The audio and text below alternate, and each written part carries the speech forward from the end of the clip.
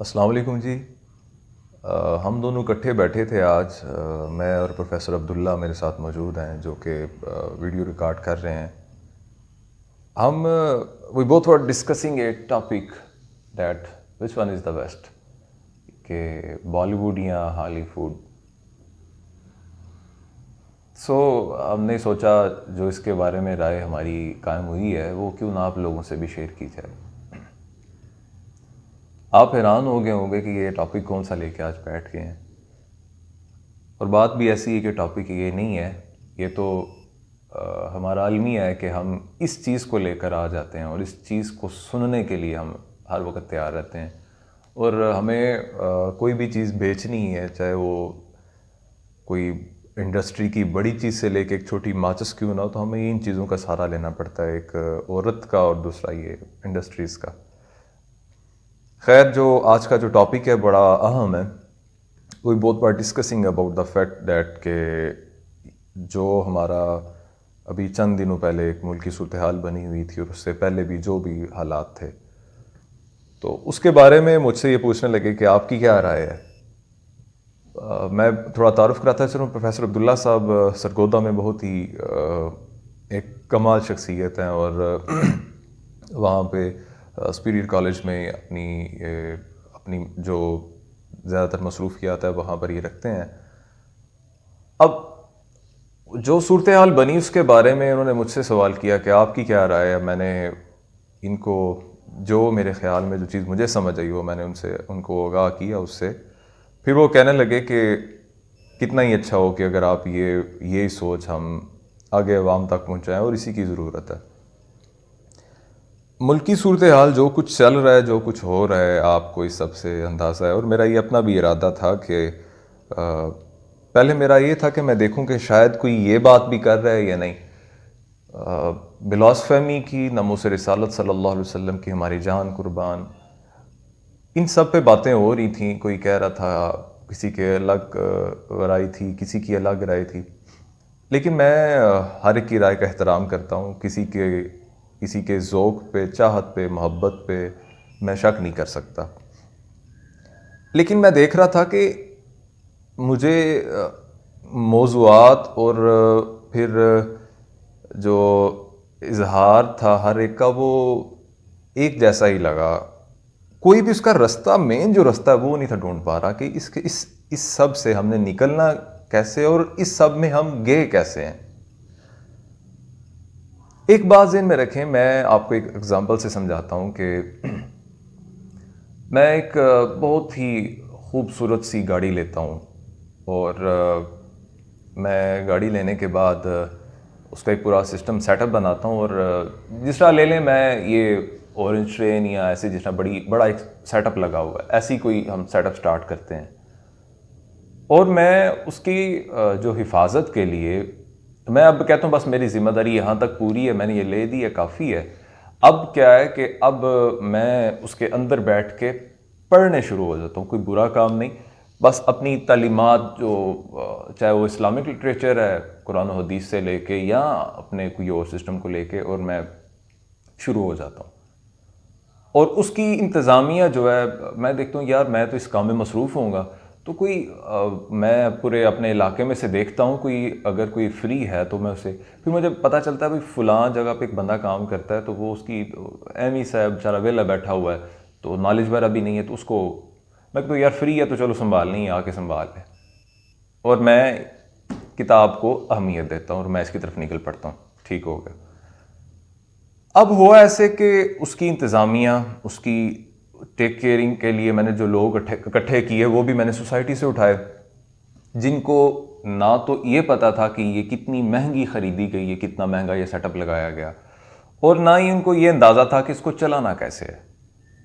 फिर उसके बाद ऐसा हुआ कि उसकी ड्राइविंग सीट भी मैंने किसी और को दे दी कि यार मैं पढ़ने में मसरूफ़ हूँ, तो लिहाजा आप चलाओ चलो, क्योंकि मैं ये कुरान हदीस बड़ा लाजमिश है, ये लिटरेचर है। उसके बाद मैं कह देता हूँ कि बड़ी चीज़ें अहम है मेरे लिए, ये तालीम सीखना, ये इल्म लेना, ये मेरे लिए अहम है, तो मैं इनमें मसरूफ़ रहूँगा और अहकाम चूँकि इन्हीं के लिए हैं, और आप वो करें। ठीक हो गया। अब एक वक्त आता है, कंडीशन आती है कि एक ऐसी सतह पर हम खड़े हो जाते हैं कि सामने एक तूफ़ान या एक हादसाती तौर पर एक ऐसी चीज़ सामने आ जाती है कि अब जो चला रहे हैं उनसे संभली नहीं जा रही, अब उनसे संभली नहीं जा रही है। अब मैं उस बम्पर में फंसने वाला हूं या फंस चुका हूं। अब मैं अंदर बैठ के उन पे नहीं चला सकता, ठीक है।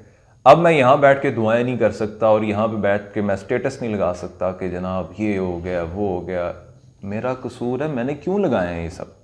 मैंने ऐसे लोगों के हाथ में इसकी ड्राइविंग सीट क्यों दी है जिसको पता ही नहीं चलाना कैसे, ठीक है। और फिर मैंने ऐसे लोगों को अंदर आने ही क्यों दिया है? मैंने गेट पे ऐसे लोग क्यों नहीं बैठाए कि जिनको इस चीज़ का इल्म हो कि किसको क्या शोबा देना है और किसको क्या शोबा नहीं देना, किसकी कितनी अहलियत है। अब आप बात से तो समझ गए होंगे कि हम पॉलिटिशियंस पे गुस्सा हो रहे हैं, हर एक पे हो रहे हैं। जाहिर सी बात है, उन्होंने भी अपने आप को मुसलमान जाहिर किया हुआ है, गुस्सा उन पर होना बनता भी है। लेकिन एक बात है कि क्या हम सब ने, जो मैंने भी स्टोरी सुनाई है, ऐसा ही नहीं किया? ये खुसूसी तौर पे मैं अपने उलमा इकराम से मुखातिब हूँ। आइए थोड़ा सा हिस्टोरिकली इसको लेके चलते हैं। जब इस्लाम की इब्तदा होती है, सरकार दो आलम सल्लल्लाहु अलैहि वसल्लम के दौर की बात करते हैं, उस वक्त हुक्मरानी का मेयार क्या था? बेशक जाने कायनात सरकार दो आलम सल्लल्लाहु अलैहि वसल्लम की ज़ात सबसे पहले जब इस्लाम आता है तो आप इसको लीड करते हैं। आपके ज़ाहिरी तौर पे इस दुनिया फ़ानी से जब आप पर्दा फरमाते हैं तो उसके बाद क्या किया जाता है, ये नहीं देखा जाता कि किसके पास पैसा ज़्यादा है। देखा जाता है कि मर्तबे में तकवे के लेवल को देखते हुए, यानी कि वो जो पैरामीटर था उसमें देखा गया कि तकवा किसका सबसे आला है, ठीक है। और ये भी नहीं देखा गया कि सबसे बेहतरीन आवाज़ किसकी है, सबसे बेहतरीन शोहरत किसकी है, नहीं। देखा गया कि सबसे बेहतर कौन है। और बेशक जिसके पास सबसे बेहतर था ना, जो उन्हीं को मुकर्रर किया गया और उसी के बाद उसी लेगेसी को लेकर चला गया। मेरी जो मैं इशारा कर रहा हूँ आप समझ गए होंगे कि आपके बाद सरकार सैयदना सदीक़ पाक, फिर उसके बाद उमर पाक आते हैं, हज़रत उस्मान पाक आते हैं, फिर मौला कायनात, ये सिस्टम चल रहा था। अब ये हस्तियाँ देखें कि सेटअप क्या था, ठीक है। यानी कि इसमें यह नहीं देखा गया कि इनके पास कितनी प्रॉपर्टी है, इनके पास कितने पैसे हैं। और अब जब ये हस्तियाँ किसी चीज़ को रन करेंगी तो आपको पता है कि वो फिर निज़ाम अगर उसके बरक्स जाता है तो वो तो नहीं होने देंगे, क्योंकि उनको सारे मसाइल का पता है। अब हमने क्या किया, ये हमसे मुराद यहाँ पे उलमा कराम है, और उन्होंने क्या किया, ये खुद अपने हाथ से सेटअप देते देते देते इन लोगों के हाथ में रख दिया। और अपना काम वो सिर्फ वो जो बंदा नहीं था गाड़ी के अंदर बैठ के इसको चलाने के पढ़ने लग पड़ा, मेरा काम सिर्फ पढ़ाना है, पढ़ना है, वो इस पर आ गया। अब हुआ क्या कि बाकी सारे मामलात में जिनके टेक ओवर जिनको हमने किया था उन सब ने इसको हैंडल कर लिया। अब सारा सिस्टम वो चलाने लग पड़े। मईशत उनके हाथ में, आपकी तलीमी निज़ाम उनके हाथ में, आपका कल्चर सारा उनके हाथ में। तो आप कहाँ हैं? आप दावेदार बनते हैं पाकिस्तान मैंने ली है, आप कहते हैं भी हमने ये सब कुछ किया है। तो हज़रत इसमें हमारी भी गलती है कि हमने लेके इनको क्यों दी है, ठीक है। अब इसमें बात तो आपको समझ आ गई, ज़्यादा डिटेल में जाने की ज़रूरत नहीं है, एक तो पैगाम बहुत लंबा हो जाएगा। अब ये सारी बातें तो होगी, कसूरवार हम खुद हैं, हमें समझ आ गई। अब इससे आगे करना क्या है? देखें कि किसी भी पॉलिटिशियन से आप गिला नहीं कर सकते, ठीक है। मैं अगर कोई बच्चा आ रहा है और मैं बच्चे को पकड़ाता हूँ कोई चीज़, किसी चीज़ की कोई कैंची दे देता हूँ या मैं उसको आग माचिस की तीली पकड़ा देता हूँ, फिर वो अगर आग लगा देता तो मैं गिला नहीं कर सकता उस पर, मैं उस पर गुस्सा नहीं हो सकता। क्यों? क्योंकि मैंने खुद गलती की है, बेवकूफ़ी की, मैंने उसकी अहलियत नहीं देखी और कोई शय पकड़ा दी है। और ये मुझे एक आप बता दें, आपने कभी ये नहीं सोचा कभी बैठ के कि ये जिनको हम वोट दे रहे हैं, MNAs वगैरह, MPs वगैरह, उनको भी छोड़ें, चेयरमैन ले लें, उनकी क्या काबिलियत है, उनकी क्या अहलियत है? भाई जिसके पास इतना असूल, जिसके पास ज़्यादा पैसा है और वो इस फील्ड में, फिर आपको अब सरकार का एक फरमान है कि मेरा दीन गरीबों से चला और गरीबों में रह जाएगा, ठीक है। अब ये बात आपने थोड़ी फील नहीं की, कोई इसके पीछे जाने की कोशिश तो करे। हज़रत जिसको दर्द होता है ना वो इकट्ठा नहीं कर पाता, उसके पास जितनी भी प्रॉपर्टी या जितना भी वो पैसा बनाता है, अर्न करता है, वो जब किसी दूसरे का दर्द देखता है तो उसको वो दे देता है। उसके पास अपने पास सिर्फ ज़रूरत की हद तक की चीज़ें होती हैं।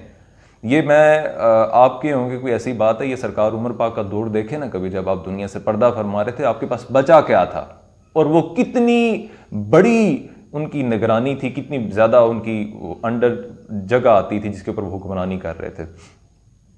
अच्छा, अब वो अमीर ज़्यादा है जो एक बड़े सिस्टम में पैदा हो रहा है, जिसको पता नहीं है कि जब एक भूखा इंसान घर में आता है और उसको कोई मजदूरी नहीं मिलती है और वो घर में आता है जब, तो उसकी औलाद किस तरह से उसको देख रही होती है और उसकी आंखों में कितना दुख भरा होता है जब उसका एक बच्चा उसे देख रहा होता है और उसकी ज़रूरत पूरी नहीं कर पा रहा होता। जब एक अमीर ज़ादे को सब इस सब दर्द का पता ही नहीं है, तो वो आप कैसे तवक्को करते हैं कि आपके दर्द को पहचान सके? सो ये बेवकूफ़ी आपकी और मेरी है कि हम ऐसे लोगों को ऊपर ला रहे हैं। मुझे एक MNA की मिसाल दे दें जिसकी पोजीशन ऐसी हो, जो इस हालत से ऊपर आया हो। नहीं, वो तो उनकी कोठियाँ देख लें आप, उनकी जो रहने का तरीका है वो आप देख लें, आप खुद अंदाज़ा कर लेंगे। सो बेवकूफ़ी फिर हमारी हुई, हमने उनको ये जिम्मेदारी सौंपी। सो गलती पहली हमारी हो गई, ठीक है, वो आप माने या ना माने वो हमारा कसूर है। अब ये हो गया साइड पे, इसको ज़्यादा वो क्या कहते हैं कि अगर ये इस गंद को ज़्यादा खोलेंगे तो बदबू ही ज़्यादा पैदा होगी, आएगी। अब इससे बेहतर किस तरह किया जाए, जो बात अभी तक मैंने जितनी भी वीडियोस देखी हैं, जितने भी मैं सोशल मीडिया पे देख रहा था, किसी ने इस बारे में बात नहीं की। ये ख़ास तौर पर मैं, जो लोग हमारे भाई निकले, हम सब उनके मकरूज़ हैं, जो सही मानों में निकले, जिनकी नीयत दुरुस्त थी और उनकी वजह से हम सब सरवाइव कर रहे हैं। मैं एक बात कहता हूँ आपसे, आपने कब से शुरू किया प्रोटेस्ट और उसके बाद स्ट्राइक किया, आप निकले, इतने लोग निकले हैं, नतीजा क्या निकला है? कुछ भी नहीं। जितने आप लोग निकले हैं और जितनी कुर्बानी आपने दी है, उसके नतीजे में ये जो रिजल्ट आपके सामने आए, ये कुछ भी नहीं है। सो इसको हमें एक चीज़ समझनी होगी। औरिया मकबूल जान साहब ने एक प्यारा इस पे तबसरा दिया है। वो कहते हैं कि ये जो सिस्टम हमारा चल रहा है ना, इसमें शुरू से एक बात आ गई थी कि इसमें कोई भी जो रिलीजियसली कोई लोग आगे आएंगे ना, मजहबी तौर पे मजहबी जमात को ऊपर नहीं आने दिया जाएगा। और ये ऐसा ही है। उसकी वजह यह है कि आपका सारा सेटअप जो है वो गोरा चला रहा है, गोरे के ऊपर है। आपका फौज का निज़ाम है, आपकी एजुकेशन सिस्टम है, आपका बैंकिंग सिस्टम है, सारा तो उसके अंडर है। आप जब आएंगे तो दीन शरीयत लाएंगे, तो वो तो फिर इसको एक्सेप्ट नहीं करेगा, तो वो कैसे फिर आपकी किसी मजहबी जमात को कैसे कबूल कर लेगा? अब इसमें बनता क्या है? आप सियासी तौर पर तो ऊपर आना बहुत मुश्किल है, क्योंकि किसी सच्चे इंसान के इस मुल्क में सियासी तौर पर क्या कहीं भी सर्वाइव करना बहुत ज़्यादा मुश्किल है। फिर आगे किया क्या जाए? सर, उसके बहुत सारे हल हैं, इसको छोड़ दें। आप क्यों नहीं सिस्टम के अंदर आते? बतौरे आप उस्ताद क्यों नहीं आते? आप असिस्टेंट कमिश्नर, आप DC क्यों नहीं लगते हैं? आप SHO, DSP, ASP, इन ओहदों पे क्यों नहीं आ पाते हैं? आप आर्मी की फील्ड में क्यों नहीं जाते हैं? आप कैप्टन, मेजर, ब्रिगेडियर, कर्नल, इन सब पे क्यों नहीं आते हैं आप? ये सिस्टम चलाने वाले मेन ये लोग हैं। ये पॉलिटिशियन, तो ये जो सियासतदान होते हैं, इस बेचारे को तो कुछ पता ही नहीं है। इसने तो बस शोहरत पे आके ले लिया और उसका काम भी इतना ही होता है, आया, खाया, पिया, चले गया। पीछे तो बैठ के चलाते हैं बड़े बड़े ब्यूरोक्रेट्स जो खड़े होते हैं, स्टैब्लिशमेंट खड़ी होती है, वो रन कर रही होती है। सो ये आपको मसला समझना है कि अगर तो आप वाकई इस चीज़ को अभी बेहतर करना चाहते हैं, वगरना आज नहीं ये मामला हल हो जाएगा कि माज़ल्ला सुमा माज़ल्ला उसने जो हमारे सरकार के बारे में जो गुफ्तगू की, जो मैं तो उस बात को अपने ज़ुबान पे भी लाना एक बड़ा ही अजीब सा बन जाता है, लाना नहीं चाहता। तो ये उसके बाद कोई और ये कर देगा, ठीक है, क्योंकि आगे आगे जब ही दौर जाता है तो ज़्यादा नरमी आती जाती है माशरे में, बगैरती ज़्यादा फैलती जाती है। सो अब अगर पिछले ज़माने में सख्ती में अगर वो ये कर रहे हैं, तो आगे तो लोग ज़्यादा कमज़ोर होंगे, ईमान वाले भी ज़्यादा कमज़ोर होंगे। मैं ये नहीं कह रहा कि सही नहीं होंगे सही, लेकिन कमज़ोर ज़्यादा होंगे। सो आगे जाते तो ज़्यादा ही काम करेंगे। तो करना क्या है? आप मुझे एक बताएं कि अगर जितनी अवाम प्रोटेस्ट के लिए निकली थी, उससे पहले जनाजे के लिए निकली थी, बड़ी आवाम बताई जा रही थी और बेशक बहुत ज़्यादा आवाम थी। मुझे बताएं, इतने शऊर रखने वाले, या आप ले लें कि यार ये भी नहीं, कुछ आप लिबरल्स ले लेते हैं कि जनाब हाँ यहाँ पे रुक के मैं एक बात करता चलो, मोस्टली हमारे लिबरल्स कहते हैं ये तो मौलवी निकले हुए हैं, ये तो ये, और यार इस्लाम में कहीं भी पाबंदी नहीं है, आपको समझ है ना ज़्यादा तो आप दीन सीख लो, ठीक है। ये आम लिबरल्स के लिए और प्रोफेसर हजरात के लिए जो पढ़ जाते हैं, उसके बाद फिर वो, बल्कि कई शायर हजरात भी, कि दीन में ये नहीं है, दीन में ये नहीं है। मेरे ख्याल में आप इकबाल से ज़्यादा दीन समझ गए हैं आप लोग, और उसके बाद सुम्मा माज़अल्लाह मैं कहूँगा सहाबा इकराम से भी ज़्यादा आपको समझ आने शुरू होगी, आपका ज़्यादा नरम दिली होगी। तो खैर खुदारा अपने आप को ज़रा झांकें, या अपने इल्म को थोड़ा सा बड़ा करें, अपने वो जो पैमाने में डाल रखा है ना अपने इतने से, उसको इतना सा करें, ज़रा पहले स्टडी कर लें पूरी हिस्ट्री की, उसके बाद किसी पे पॉइंट आउट किया करें। किसी के इश्क को अगर आपने आजमाना हो तो थोड़ा सा ना आगे निकला करें। अच्छा खैर ये टॉपिक नहीं है, इस पर डिस्कशन बहुत सारों ने कर रखी है। अब अगर देखें जितने लोग प्रोटेस्ट के लिए निकले हैं, करोड़ 2 करोड़ आपके पास, आप कहा जा रहा था 15 करोड़, ये खैर क्या कहा जा सकता है कि इसमें 2 करोड़ 1 करोड़ तक तो कहा गया, इतना तो जो इंटरनेशनल मीडिया ने भी कहा है कि इतना वहाँ पे जनाजे पे लोग मौजूद थे। इससे पीछे आ जाएं, अगर ये अभी प्रोटेस्ट हुआ लॉन्ग मार्च इस्लामाबाद वाले, कहीं भी लोग इतने थे कि हमारे पास 10 लाख 15 लाख 20 लाख तक तो लोग थे। क्या इन सब में से हम 100 लोग एक एक फील्ड को नहीं दे सकते? सिर्फ ओनली 100%। कि हम आज से ये हद क्यों नहीं करते कि मुझे 100 बंदा अपना जुडिशरी को देना है, क्योंकि 3 यही होते हैं, ठीक है, जिसमें आपकी जुडिशरी आ जाती है, उसके बाद फौज आ जाती है, दूसरी इंतज़ामिया आ जाती है, ठीक है। आप ये इरादा क्यों नहीं करते हैं कि मैंने 100 बंदे, हमने आप पार्टी है, आप पार्टी को बिठाएं और अपने कारकुनान को लाएं और कहें कि हमने 100 बंदा जो है 100 बंदा तैयार करना है, ज़्यादा नहीं, सिर्फ 100 बंदे को हम देंगे जुडिशरी के लिए, ठीक है। 100 बंदा हम तैयार करेंगे सेटअप के लिए, जो बड़े मुकाबले के इम्तहानात होते हैं, ठीक है, CSP ऑफिसर्स के लिए, ASP के लिए, आप इन डिपार्टमेंट्स को, पुलिस के लिए आप 100 बंदा तैयार करें। ये आप 100 बंदे, आपने सिर्फ टोटल 1000 बंदा तैयार करना है, जिसमें आपने 100 को अलग डिपार्टमेंट्स में लगाना है।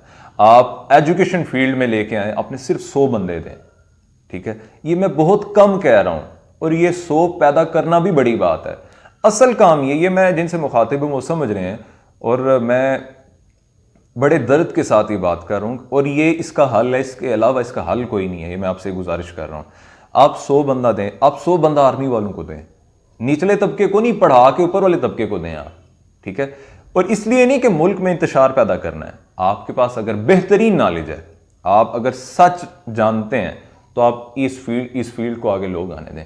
अच्छा, इसमें एक और मैं बात कहता चलूँ, अगर आपने किसी फील्ड में या कहीं जाना तो ISI का रोल किरदार अदा करें। जब तक आपके हाथ में पावर नहीं आ जाती, अपना आप जाहिर नहीं करें। आप जब तक आप कुछ करने के अहल नहीं ना हो जाते, अपना आप जाहिर ही ना करें। क्यों? अगर उससे पहले आप जाहिर कर देते हैं तो आपको इस फील्ड में नहीं आने दिया जाएगा, किसी फील्ड में नहीं आना दिया जाएगा। क्यों? क्योंकि उनको पता चल जाएगा कि हमारा जो खाता है सारा ख़त्म हो जाएगा। आप जब तक पावर में नहीं आ जाते, आप अपने आप को जाहिर नहीं करें, बर्दाश्त करें, और उसके बाद बल्कि दूसरी वाम को कहें कि आप इस सेटअप पे रहें, और अपना 1000, सिर्फ 1000 बंदा आप सिस्टम के लिए साइड पे कर दें। और उसकी, आपको पता है ये इसराइल और उसके बाद ये यहूदी जो हैं, जुडिज़म, इसमें क्या किया जाता है, जुडिस जो होते हैं, इनका सुनने में आता है, और ऐसा है अब ये कि जिस बच्चे को इन्होंने जो बनाना होता है ना, उसकी बचपन से वैसी परवरिश करते हैं और उसको वैसे सेटअप में रखते हैं और तैयार करते हैं। हम क्यों नहीं कर सकते हैं? आप सोचें, अगर तलीमी निज़ाम, इसके बारे में इंशाल्लाह फिर गुफ्तगू करेंगे, आपका तलीमी निज़ाम कितना ख़राब हुआ है। आपके प्रोफेसर हज़रात, उनको तो अल्फ़बे का पता नहीं है कि मज़हब होता क्या है, और वो इस्लामियात के टीचर्स हैं, ठीक है। और वो जब डिस्कस कर रहे होते हैं, इस्लामियात का कोई टॉपिक आ जाता है, उसमें अगर कोई सरकार के नमूस के बारे में या उनकी मोहब्बत के बारे में कोई टॉपिक आता, मैं ये इस चीज़ का चशमदीद गवाह हूँ, सरसरी सा करके ना हल्की सी बात, उसको आगे, उससे आगे चले जाते हैं। तो इसमें कसूर किसका है, आपका है या मेरा? हमारा कसूर दोनों का है, क्योंकि हमने ऐसे बंदों को दे दी, हमने खुद को सिर्फ मदारिस की हद तक रख दिया, और बाकी अब देखें, लॉ की फील्ड है, लॉ की फील्ड है, सारा सिस्टम आपका लॉ के अंडर है। अब उसमें क्योंकि मैं खुद लॉ से रिलेट करता हूँ, मेरा ताल्लुक लॉ से, बिलोंग करता हूँ उससे, और मैं खुद आपको बता रहा हूँ कि हमारे अदारे में, हमारे इस सिस्टम में होता क्या है, जो टीचर्स हजरात जो पढ़ा रहे होते हैं, जब कोई ऐसा टॉपिक आता है तो उनको तो पता ही नहीं होता, वो बस इसको आराम से लेके तो बस निकल जाते हैं। अब इस फील्ड लॉ जो है, कोई भी कॉन्स्टिट्यूशन किसी भी स्टेट का सबसे अहम शय होती है। अब आपके पास वही जो पढ़ाने के लिए या पढ़ने के लिए या समझने के लिए आपका सारा सेटअप, आपको पता ही नहीं कि इसमें है क्या है, आपका सारा सेटअप बैठा हुआ है मदारिस में या बाहर बैठा हुआ है, और बाहर बैठ के अगर आप इस्लाम की तबलीग कर रहे हैं तो फिर आपका क्या काम है? फिर हमारा कसूर है ना। आप अपने बंदे 100 दें, बंदा अपना फील्ड में उतारें, लॉ की फील्ड में दें, आप अपनी जुडिशरी का सिस्टम सेटअप ठीक करेंगे, और इस 100 बंदे को कहें जब तक तुम लोग किसी जगह पर नहीं पहुंच जाते हो, जब आप किसी सेटअप पर नहीं पहुंच जाते हो, आप किसी ऐसा सेटअप पर, अपने ऐसे प्लेटफॉर्म पर नहीं पहुंच जाते हो जहां आपके पास एक पूरी जमात खड़ी हो, नीचे एक अंडर, और वो जमात आपने, ये नहीं कि आपने उसको तैयार करना है ये उबार के, नहीं, आप उसको हकीकी तौर पे फैक्ट्स बताएं। और मैं आपको ये दिली तौर पे, सही जिसको कहते हैं ना कि पर्सनली आपको मैं वो बता रहा हूँ कि हमारी नई नस्ल ठीक होना चाहती है, मसला ये उनको पता ही नहीं है। ये मैं आपको बता रहा हूँ कि मैं, क्योंकि खुद मैंने 2 अदारे हैं उनमें पढ़ाया है जो प्राइवेट सेक्टर्स में, और वो अच्छे खासे अदारे थे, और वहाँ के बच्चों को मैंने मदारिस के बच्चों से ज़्यादा जब उनको चीज़ सिखाई जाए तो वो इस चीज़ को, मोहब्बत सरकार को और ये अदब को ज़्यादा समझते हैं। खैर, ये हमारा जो तालीमी निज़ाम है इसके बारे में फिर इंशाल्लाह डिस्कशन करेंगे। जो आज टॉपिक चल रहा है, आप जुडिशरी को दें 100 बंदे, आप अपनी ये जो मुकाबले के इम्तिहान होते हैं CSS वगैरह, इनके लिए अपना 100 बंदा तैयार करें। आप डॉक्टर्स बनाएं, आपके अफोर्ड नहीं कर सकते, पार्टी अफोर्ड कर लेती है, एक बंदा अफोर्ड नहीं कर सकता, आप लाइक बच्चे उठाएं, आपके हम पार्टी, आप अपनी पार्टी को कहें कि ये हमने 100 बंदा तैयार करना है, डॉक्टर्स की फील्ड में देना, आप इंजीनियर्स तैयार करें, आप IT में बंदे तैयार करें, ये बंदे तैयार करेंगे, आप आर्मी में अपने बंदे तैयार करके दें, ठीक है, उनको इतना आप वो नॉलेजेबल करें कि वो जाके वहाँ डिस्कशन करें और अपने आर्ग्यूमेंट से, दलाइल से वो बंदों को कायल करें। जब आप सेटअप के अंदर घुसने का ये बेहतरीन तरीका है, और ये वो तरीका है जिससे हम कोई भी अगर इंसान कोई अच्छी चीज़ सिखाना चाहता है या अपना एक सिस्टम अच्छा करना चाहता है तो वो इसको लेके आएगा, और वो ये बेहतरीन तरीका है। मैंने तो होता है 4-5 साल का, 2-3 साल के लिए, 5 साल के लिए, इसको क्या पता होता है। इसने जब सिस्टम में जाना तो इसने बाद में वो ब्यूरोक्रेट से पूछना था, हम भी में कैसे चलना है कैसे नहीं चलना, सारा निज़ाम तो इन लोगों के हाथ में। सो ये मेन चीज़ है कि आप मुकाबले के इम्तिहानात में हिस्सा लें, मुकाबले के इम्तिहानात में हिस्सा लें और अपनी फील्ड में, इन फील्ड्स में आएँ। मदारिस की हद तक खुद को कैद ना करें, ये गलती की, बहुत बड़ी गलती हमारे बड़ों ने की है, इस चीज़ को कंसिडर कर लें। अब हमारे अब आके चंद अदारों ने कंसिडर किया कि भाई स्कूल की जो तालीम है वो भी लाजमी है, वगरना हमारे मदारिस में ये तो कहा जाता था भाई ये तो काफिर की। और यकीन जाने, ये इंग्लिश बोलना, ये पढ़ना हर एक को पता है कि हर एक को हर्ट होता है जब वो अपनी उर्दू और पंजाबी छोड़ के इस तरफ जा रहा होता है, लेकिन क्या करें, ये मजबूरी है। अब इससे क्या हो जाता है, फॉर एग्जाम्पल मैं आपको उसकी मिसाल देता हूँ। अब इस दौर में लड़ाई लड़ी जाती है गन्स के साथ, यहाँ बड़ी बड़ी गन्स आ रही हैं, बड़ी बड़ी ऐसे औजार हैं कि आप हैरान हो जाते हैं। अब एक बंदा, उसने गन पकड़ी हुई है, आप दूसरे बंदे को जज्बा ईमानी दे के तलवारें 10 दे के भेज देते हैं, बल्कि 100 दे के भेज देते हैं, लेकिन वो जिसने AK-47 एक ने पकड़ी हुई है ना, वो 1 मिनट में वो सारा ब्रेस्ट खाली करेगा और वो आपका 100 का 100 बंदा जिसने तलवारें पकड़ी हुई हैं, तलवार से भी जिहादी होती है, लेकिन वो उधर ही सारा पड़ा होगा, ढेर हुआ होगा। तो इसमें कसूर किसका है? हमारा कसूर है। हमने इस वक्त तलवार का वक्त नहीं है, गन का वक्त था, हमने ये समझना चाहिए था।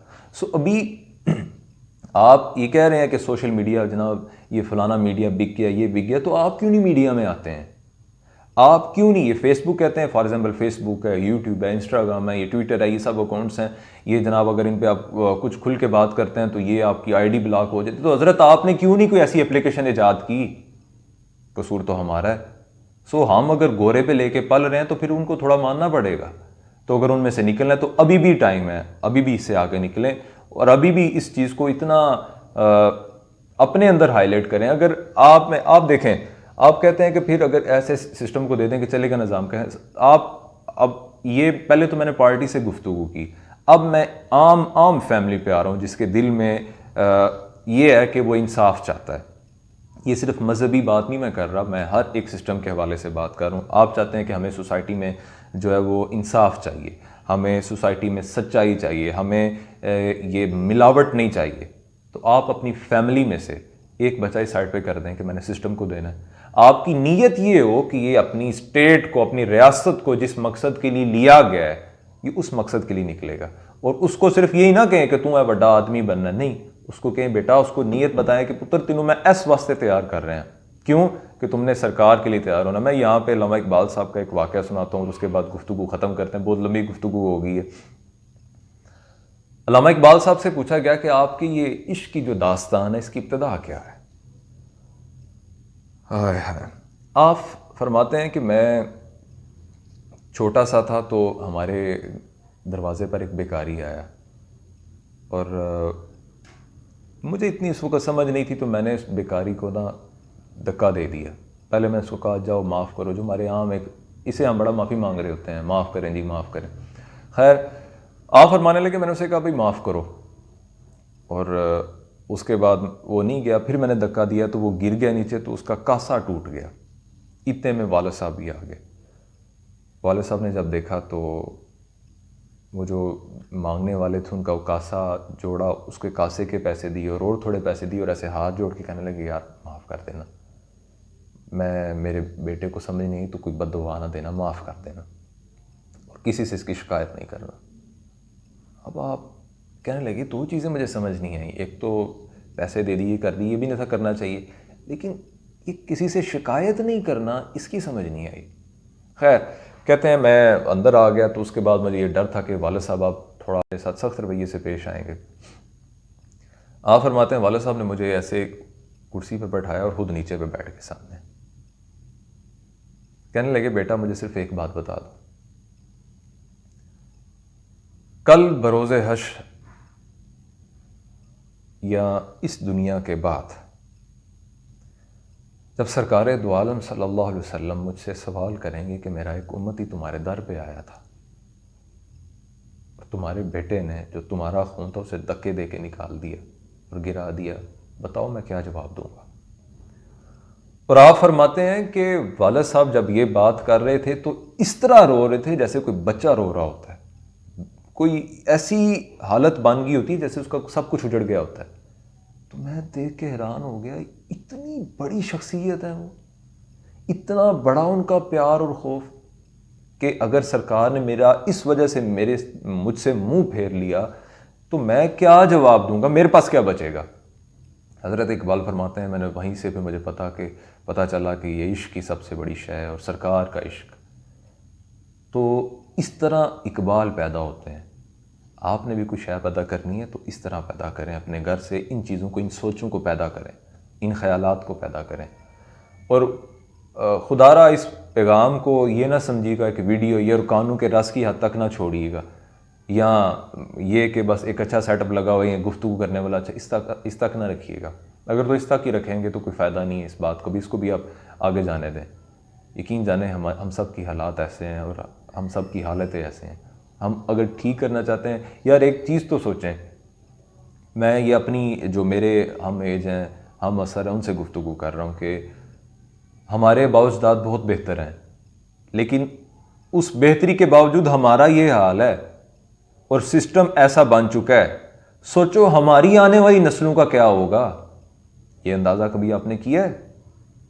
सो अगर तो आप लोगों को इसकी फ़िक्र है तो खुदारा ये जो मैं चीज़ कह रहा हूँ इस चीज़ को अंडरस्टैंड करें। एक तो अपने घर में, मैं ये नहीं कह रहा आप इंसानी निज़ाम ले आएँ, इस्लाम का दूसरा नाम इंसानियत है।